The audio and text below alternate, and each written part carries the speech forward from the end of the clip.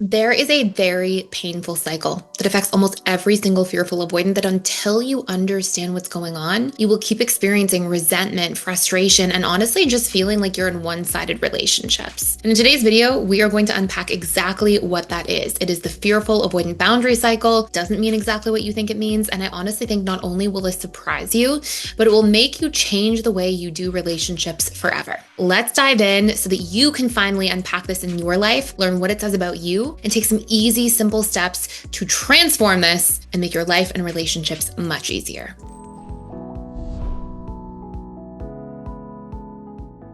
The very first thing you want to understand is that the reason you may struggle with the setting of boundaries is usually because you've been conditioned to think that your own boundaries are a negative thing. Generally, if you grew up in a really chaotic environment or there was a lot of instability growing up, then you learned that I'm not allowed to have boundaries. I have to basically take care of other people in this really chaotic, unstable environment. Or I have to walk on eggshells so much around unhealthy people that if I do set a boundary, the punishment is going to be too severe. So even though we are wired to have a healthy personal domain and this connection to our own boundaries, you basically chose the lesser of two evils. In other words, you realize that the pain of having boundaries and getting punished for them or having negative consequences because of them was more painful than the discomfort of giving your boundaries up.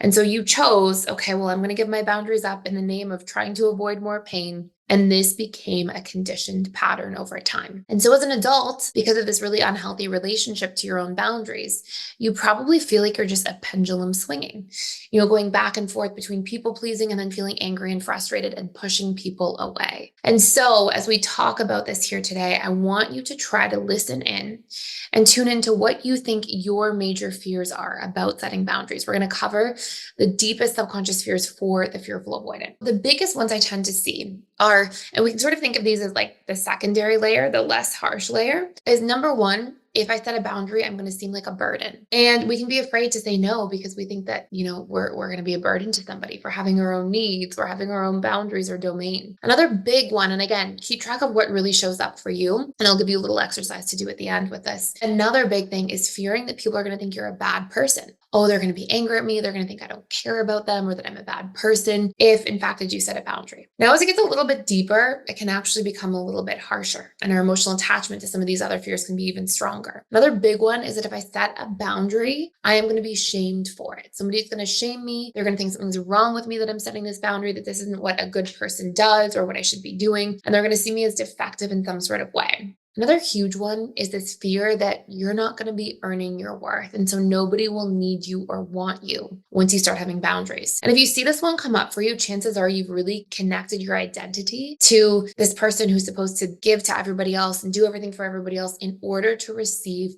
any sort of connection in a relationship. And this sort of goes hand in hand with this idea that if I don't set my boundaries, I'm going to be unworthy. I'm not going to be worthy, or I'm not going to be loved, worthy of love. So they can really go hand in hand there together.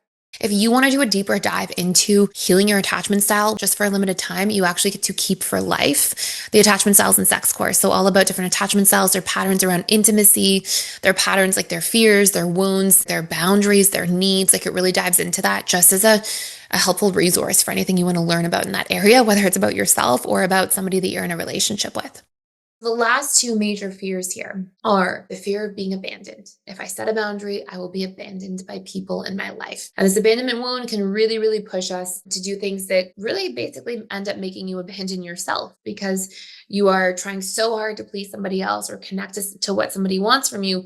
We can be willing to go to great lengths to hang on to connection to others. And last but not least, if I set a boundary, I will be unsafe. The punishment will be too big, or I'm really scared. And usually this represents that you actually experience some of that growing up in your upbringing. So we have to be able to assess what these major fears are. And then I want you to take these ones that showed up the most for you and really question them. Is it possible that I can set boundaries now as an adult and still be safe? Is it possible that I can set a boundary in a healthy way with my loved ones and still stay connected rather than be abandoned? Can I set a boundary and still be worthy of love? And I want you to just challenge and question these ideas that you've been holding on to for so long. And it's going to be the first step in that awareness piece to really seeing some momentum. Now, of course, there's deeper subconscious programming that you can do, but this first awareness piece and deeper understanding of yourself goes a very long way. And if you want to do that deeper dive, you can check out that course for free for a limited time using the link down below. Thank you so much for watching. I hope you enjoyed today's video. Thank you for stopping by. If you want to see more videos like this, please hit the like button. And also, please consider subscribing to this channel. I can't wait to see you in future videos.